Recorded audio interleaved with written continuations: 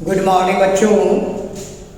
आज दिनांक 26 जुलाई 2021, वर्ग तृतीय, विषय हिंदी, अध्याय 16। अध्याय का नाम है धूप, कविता है और इसके कवि हैं बच्चों धर्मजीत सरल। पढ़ाई होने जा रही है बच्चों। आप लोग किताब पेज नंबर 75 निकालिए और एक कविता को हम पढ़ाने जा रहे हैं। सर्वप्रथम आप लोग को गीता पाठ के शुभ अवसर पर बहुत बहुत शुभकामना। आपके समस्त परिवार को शुभकामना प्रदान करता हूँ। तो आप लोग ध्यान दीजिए। आप लोग अध्याय 16 का हम ये शब्दार्थ लिख दिए हैं। विपत्ति मतलब मुसीबत, पाछे मने पीछे, अंबर मने आसमान, दर्पण मतलब शीशा, सबनम मने ओस, अलसाई मने आलस से भरी हुई, शीतल मने ठंडा, रवि मतलब सूर्य, वन मने बगीचा। तब बहुत से शब्दार्थ है, आप लोग किताब से लिख लेंगे। अब हम पढ़ाई करने जा रहे हैं। कविता कैसे पढ़ा जाता है तो आप लोग को सिखाते हैं। धूप। अंबर की गोदी से उतरी, अंबर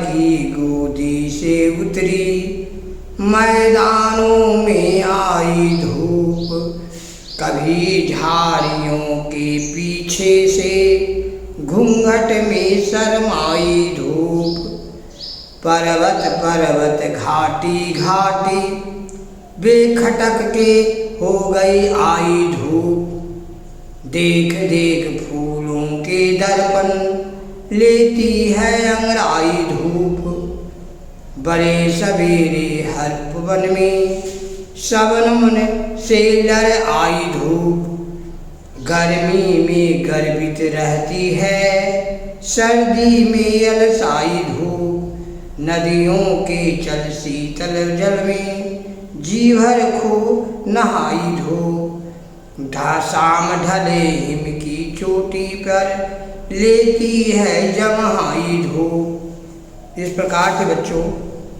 आप लोग इसी प्रकार से कविता को भाव में पढ़िए और समझने की कोशिश कीजिए।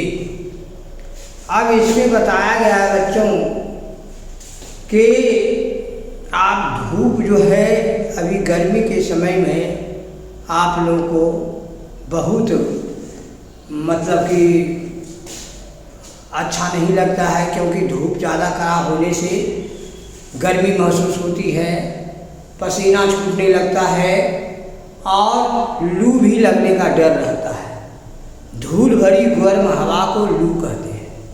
लू भी चलती है गर्मी के मौसम में, लेकिन ठंडा के मौसम में बच्चों गर्मी धूप जो है बहुत प्यारा लगता है। हम लोग ज़्यादा ठंड अनुभव करने लगते हैं तो धूप में हम लोग जाते हैं और धूप लगने से शरीर जो है एकदम गर्म हो जाता है और बहुत अच्छा लगता है धूप। इसलिए अंबर की गोदी से उतरी, आसमान से, कहाँ से सूर्य आया है? आसमान से आया है। आप लोग भगवान सूर्य को देखे होंगे, पूरब दिशा में सूर्य भगवान उगते हैं और सारे संसार को रोशनीमय कर देते हैं। इसलिए धूप जो है, धूप भी हमें खाना, धूप का भी सेवन करना चाहिए, है ना। तो जब धूप आता है बच्चों तो आपको पेड़ पौधे खिल उठ जाते हैं। आप लोग कमल का फूल देखे होंगे, एगो 10 बजिया फूल देखे होंगे। 10 बजे फूल जो है वो अपना खिल जाती है। धूप की रोशनी जब लगती है तब कमल का फूल खिल जाता है। इसलिए कहने का मतलब है बच्चों कि धूप जो है हमें बहुत आरामदायक भी देता है। आप गर्मी के ऐसी जाड़ा के समय में देखिए धूप और आलस भी आ जाता है गर्मी के मौसम में। जहाँ हम ठंडा के समय में गए तो सर्दी में गए तो अलसाई धूप में जहाँ बैठिएगा तो नींद आ जाएगा जाड़ा के समय में। इसलिए नदियों के रस चल शीतल जल में जीवन खूब नहाई धूप। जब गर्मी का मौसम होता है बच्चों तो जाड़ा तो कितना आनंद आता है स्नान करने में, हैं। और स्नान करने के बाद हम लोग धूप में जाते हैं, है ना। शाम ढले हिम की चोटी पर लेती है जमहाई धूप। और शाम जब ढल जाता है तो बर्फ की चोटी पर से जो है वह धूप निकलती है। इसलिए बच्चों इस कविता के अर्थ यही हुआ कि आप लोग भी जाड़ा गर्मी बरसात समय समय पर आता है और अपना रूप दिखाता है ना। नदियों में शीतल जल बहता है, आग पर रख कर जल जो है क्या हो जाता है, आग पर जब रखते हैं जल तो गर्म हो जाता है। इस प्रकार से बच्चों तो कहने का मतलब है कि अभी गर्मी का समय में जब होता है तो दोपहर में बहुत ज़्यादा गर्मी पड़ती है, धूल भरी गर्म हवा चलती है, लू भी चलती है। गर्मी के मौसम में दुखदाई भी होता है और सुख भी प्रदान करता है।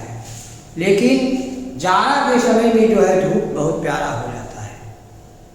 अब मैं आप लोगों को आशीर्वाद देता हूँ और इस कविता को भाव में पढ़िए। जिस प्रकार से मैं पढ़ा उसी प्रकार पढ़ने के लिए आपको आना चाहिए और शब्दार्थ याद कर लीजिए और इसमें फेयर करते जाइए। दूसरी बात यह है कि इसका जो ये कविता है हम विद्यालय में जरूर सुनेंगे, क्लास में आप जरूर याद कर लेंगे। जय हिंद, जय भारत।